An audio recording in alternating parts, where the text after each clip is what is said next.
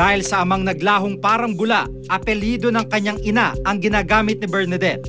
Wala rin siyang pinangahawakang birth certificate hanggang sa ngayon. Kasi naloko ko nung nagpaanak sa akin na midwife. Sabi niya, yung ibabayad ko sa kanya, kasama na yun lahat. Siya na magpa-process ng mga papeles na yun.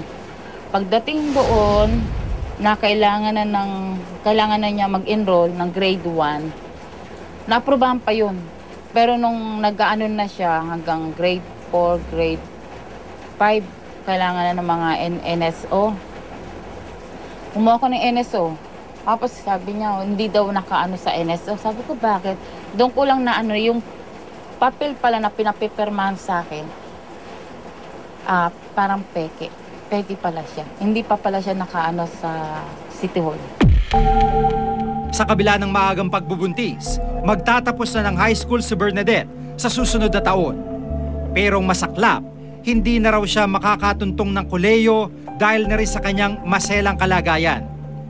Kasi may baby na rin. Magtrabaho na lang po. Minsan sinisisi ko siya kung ba't ako nagkagito.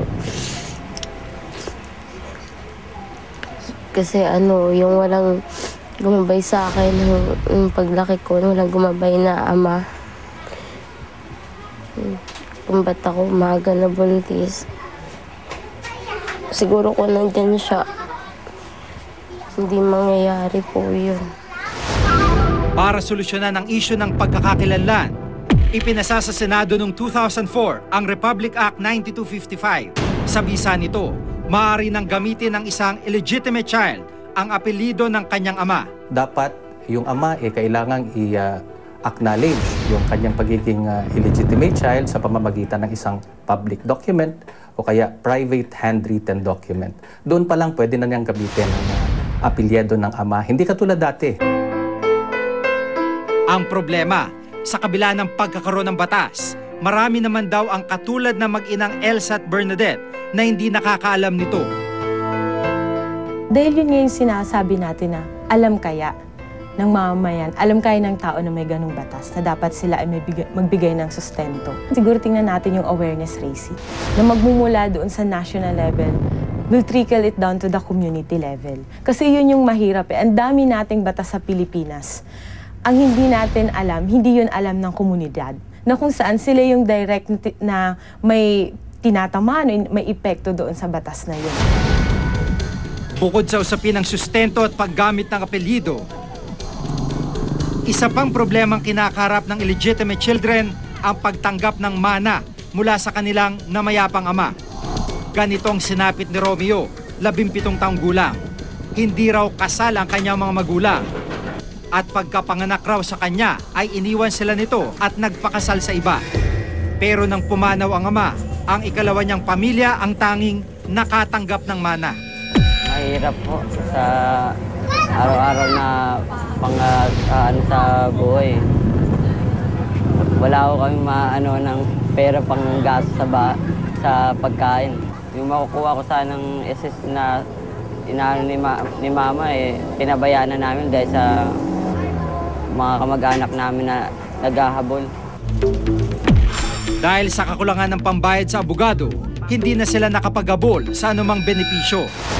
Pero ayon sa isang legal expert, ang dinanas ni Romeo ay malinaw na paglabag sa Article 176 ng Family Code. Ng isang illegitimate child ay dapat bigyan ng mana. Although mas maliit ng konti yung bahagi ng mana ng isang illegitimate child kumpara doon sa mamanahin ng isang illegitimate child.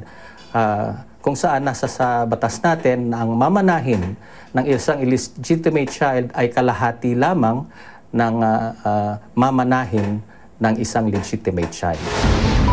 Hindi lang usaping legal ang isyong kakibat ng pagiging ilihitimong anak. Ayon sa isang sociologist, nagiging ugat din ito ng samot-saring sakit ng lipunan, tulad ng pagkaligaw ng landas ng ilang kabataan. Kapag walang gabay, normal na ang gagawin niya ay lumangoy sa batis at napakalawak na sitwasyon. At sa paglangoy na ito, kapag wala siyang gabay, kung saan-saan siya mapupunta. Kabilang na dito ang pangangailangan ng individual ng kalinga, pagmamahal, affection, yung pagsasabing kabilang ako, yung sense of belongingness, kabilang ka talaga sa particular na pamilya. Kapag hindi ito naramdaman ng bata, maghahanap siya ng mga needs o pangangailangan niyang pisikal, pangangailangan emosyonal sa labas. Karapatan ng bawat bata magkaroon ng pangalan at pagkakakilanlan. Pero higit sa mga letrang nakatatak sa sertipiko ng kanilang kapanganakan, hindi dapat isantabi ang legal nilang mga karapatan. Nang sa gayon, hindi sila tuluyang maligaw ng landas at maging sakit ng lipunan. Ako si Jigo Manicad at itong nakatala sa aking Reporter's Notebook. Bakit niyo sila kailangan bigyan? Nakagawian na. Parang gano'n na lang. Sinusunod na lang ng ibang contractors na para bang naoobliga na lang na magbigay.